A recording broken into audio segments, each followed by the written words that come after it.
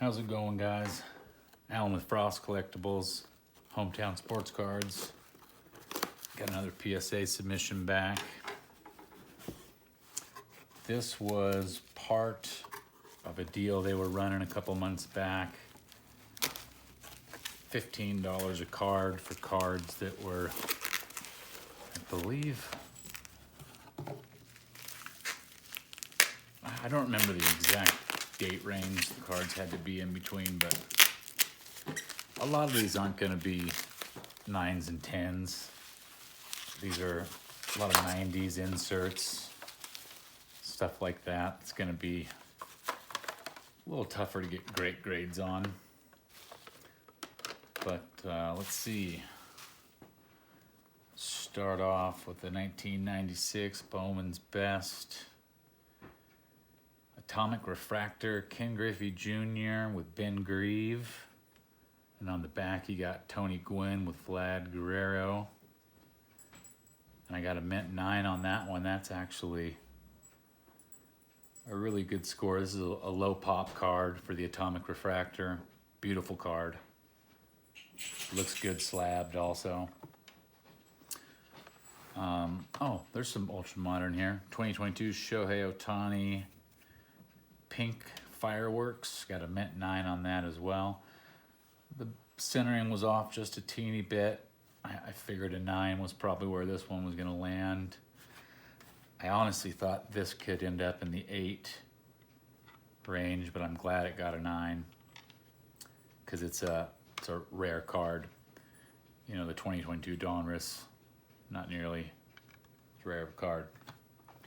1997 Bowman's Best, Tony Gwynn, Atomic Refractor, got a PSA 8. And this is the preview Atomic. They came out with a different version of Atomic right after this. And I still think it's a beautiful card. It really moves around in the light and shows a lot of the color when you're playing around with it. But near mint 8, oh well. 2018 Topps Update Juan Soto, got a mint 9. Was hoping for a 10 on this guy, but these were only $15 a card when I was submitting them, so it's not a terrible loss if the cards don't come back all 10s. Now, a little surprised by this one, the Claim to Fame, 1996 Select, Ken Griffey Jr. It's crooked in the case, but got an EX5. And I know these are extremely hard cards to grade. The die cut was pretty insane on them. The front is really nice. There's no surface damage. There's no chipping along the outside of the front. All of the die cut is nice. There's no problems in any of the gold leafing. The front is good. The back has just a super minor edge wear. And I knew that might drop me down a point or two, but a 5, I'm really surprised by that one. 1997 Donruss Elite, Cal Ripken Jr. passing the torch to A-Rod, and that's numbered out of 1500. Just a beautiful card. Two of the best players to play in the modern generation. Got an 8. I was hoping for a 9. You know, as I've mentioned in my last couple of videos, you really can't know what PSA is going to do anymore. Sometimes it's really random where some of their grades come from. But this is a low pop card in a high grade. Cal Ripken Jr., he was a 19-time All-Star, a member of the 3000 hit club. I mean, his stats are just ridiculous. And A-Rod, of course, don't care what you think of him. He might be a total jerk, total asshole, steroid guy, but one of the best players of the last 100 years. This is another one that I was a little surprised by. 2005 Zenith Epic Nolan Ryan purple. I think these were, yeah, out of 350. But a 5, I really do not understand where the 5 came from. There's no chipping along the back. There's no chipping along the front. The corners are sharp. The surface is absolutely clean. I don't know. I don't know what went wrong on these two here. I almost feel like resubmitting them and just to see what would happen as an experiment, because I cannot find the flaws in these two that they would get 5s.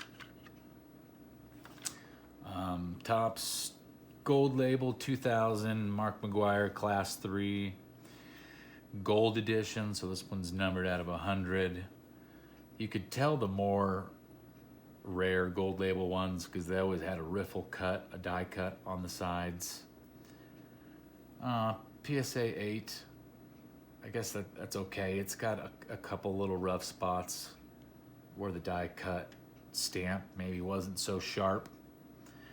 The back actually looks better than the front, which makes me think maybe they stamped these out from the back, pushing forward instead of the forward pushing back to the outside, to the back of the card. But still, beautiful card. It's a Class 3 gold, numbered out of 100. How's it going? Sorry for the jump cut, but my camera died in the middle of that video. So we had the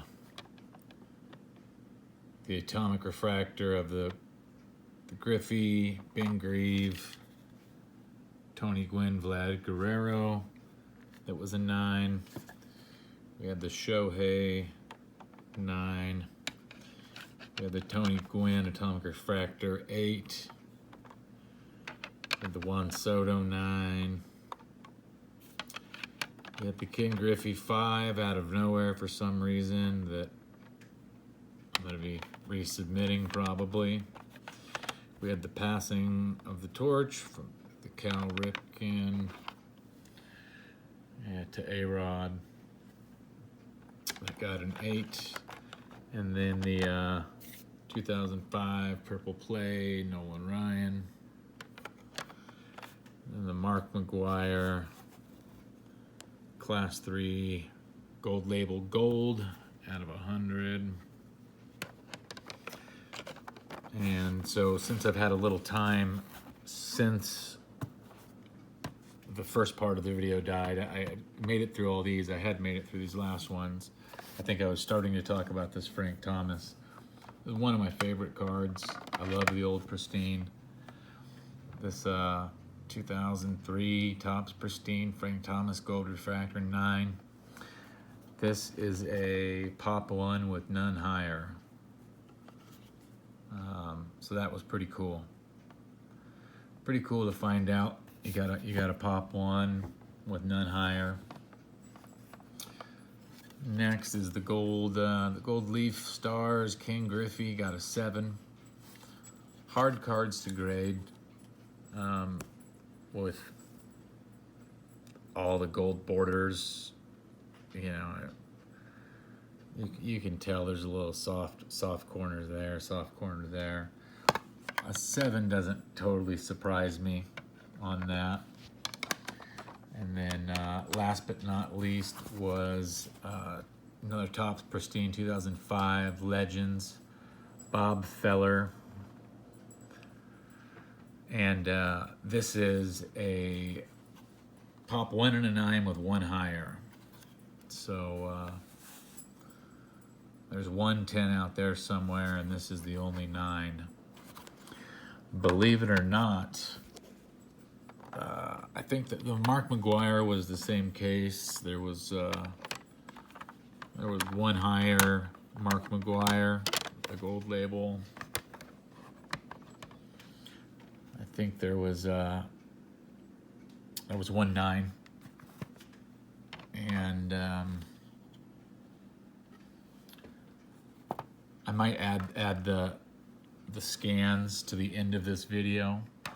Believe it or not, this 5 Nolan Ryan and this 5 Ken Griffey are both very low pop counts, and there's not much above them. Kind of crazy. You would think, being a 5, that there would be several, you know, a bunch graded a lot higher than that. But anyway, that was the rest of that order. I just wanted to get that finished.